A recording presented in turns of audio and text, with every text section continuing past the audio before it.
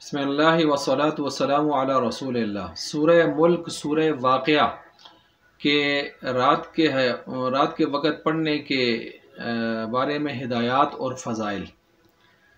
سورہ واقعہ اس کے بارے میں حدیث میں آتا ہے کہ جو اس کو پڑھے گا تو آپ علیہ السلام نے فرمایا اس کو کبھی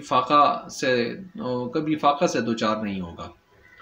اور عبداللہ بن مسعود رضی اللہ تعالیٰ عنہ وہ اپنی بچیوں کو، صاحبزادیوں کو بھی یہ کہا کرتے تھے، انہوں نے یہ حکم دیا تھا کہ رات کے وقت سورہ واقعہ کو پڑھا کریں۔ مشکات کے اندر یہ حدیث موجود ہے۔ اسی طرح سورہ ملک کے فضائل اگر ہم دیکھتے ہیں تو روایتیں اس حوالے سے دو طرح کی آتی ہیں۔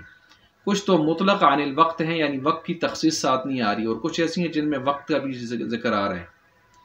اب جو وقت کا ذکر آ رہا ہے، مثلا اس حوالے سے جو روایات ہیں، مثلا آپ علیہ السلام کے بارے میں آتا ہے کہ آپ علیہ السلام رات کو جب سوتے تھے تو رات کو سوتے آپ جب تک سورہ ملک نہیں پڑھ لیتے تھے تو آپ سوتے نہیں تھے۔